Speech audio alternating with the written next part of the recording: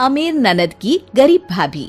रीना एक मध्यम परिवार की लड़की थी, लेकिन उसकी भाभी शिवानी एक बड़े घर की बेटी।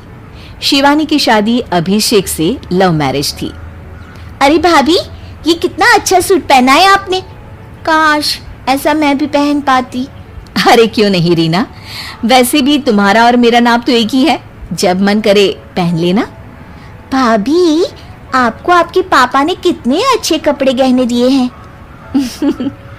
मैं उनकी इकलौती बेटी जो हूँ। बेटी तो मैं भी इकलौती हूँ, लेकिन क्या करे, पापा है नहीं, पता नहीं कैसे होगी मेरी शादी। तभी वहाँ शिवानी की सास आ जाती है। अरे क्यों नहीं करेगा भाई तेरी शादी धूमधाम से, आखिर जिम्मेदारी है तो उसकी। और वो दिन भी आ जाता है जब रीना की शादी तय हो जाती है। अभिषेक, क्या हुआ? आप इतने परेशान तो कभी नहीं दिखे, कोई बात है तो बताइए मुझे। अरे शिवानी, वैसे तो शादी का सारा इंतजाम हो गया है, लेकिन गहनों का रेट तो आसमान छू रहा है। कैसे क्या करूं, कुछ समझ में ही नहीं आ रहा। थोड़ी देर में शिवानी अपने पूरे गहने अभिषेक के सामने रख देती है। ये लीजिए, गहनों का इंतजाम भी हो गया। अरे नहीं नहीं शिवानी, मैं ये गहने किसी हालत में भी नहीं ले सकता। ये तुम्हारे पिता ने तुम्हें दिया था, और तुम हो कि। तभी वहां सास आ जाती है। अरे तो क्या हुआ, इसकी तो हो गई ना शादी, अब किसे दिखाने हैं इसने गहने। सास गहनों का डिब्बा शिवानी के हाथ से लेकर वहां से चली जाती है।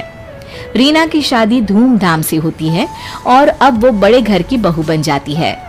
वहीं रीना की शादी के बाद शिवानी और अभिषेक उसकी शादी के कर्जों से डूब जाते हैं। मैं सोच रही हूँ नौकरी करनी शुरू कर दूं, वैसे भी पढ़ी लिखी हूँ, आपकी थोड़ी मदद भी हो जाएगी। वैसे शिवानी, कुछ दिन कर लो तो अच्छा ही होगा, क्योंकि जरूरत भी है। अब शिवानी भी नौकरी करने लगती है और घर खर्चे में अभिषेक का हाथ बटाती है। एक दिन शिवानी, रीना का फोन आया था, कह रही थी कि आने वाले त्योहार में उसके ससुराल जाना है। ठीक है माँ। अरे ठीक तो है, लेकिन एक काम कर लेना, उसके सास ससुर से लेकर पूरे खानदान के कपड़े मिठाइयाँ सब ले आना, और हो सके तो रीना के लिए छोटे से कान में पहनने के बूंदे भी।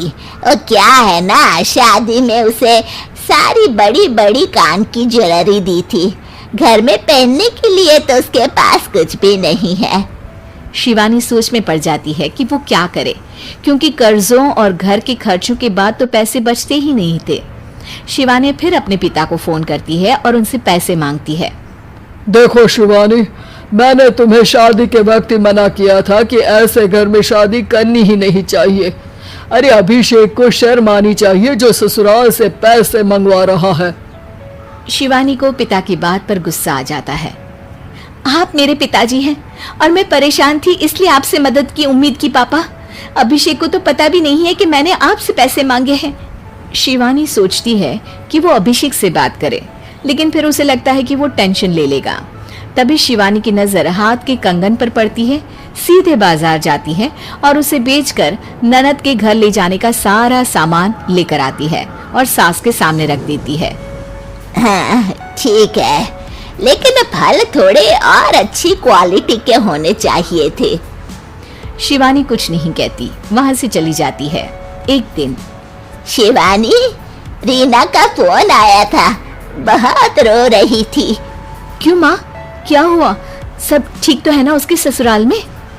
अरे तूने तो उसकी नाक ही कटवा दी। अब मैंने क्या कर दिया माँ? कह रही थी कि बड़े घर की बहू है भाभी, जो कपड़े दिए वो ब्रांडेड भी नहीं थे। तू तो जानती है ना उन लोगों का पहनावा कितना अच्छा है। तू तो मेरी बेटी का भला कभी सोचती नहीं। हाय भगवान, अरे बड़े घर की बहू है, इसी बात की जलन है ना तुझे, लेकिन याद रख मेरी बेटी का सोचने के लिए भगवान है, तुम लोग कभी उसका बुरा नहीं कर पाओगे।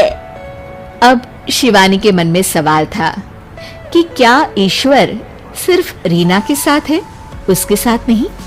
लेकिन उसे सुकून था कि वो अभिषेक के साथ उसकी जिम्मेदारियों को निभाने में बराबरी की हकदार है। शिवानी वहां से चली जाती है। वो सास से कुछ नहीं कहती, क्योंकि अमीर घर की बहू बनकर रीना को भले ही सुकून ना हो, लेकिन गरीब घर की बहू बनकर शिवानी खुश है, क्योंकि खुशी पैसों से नहीं, परिस्थितियों पर निर्भर करती है।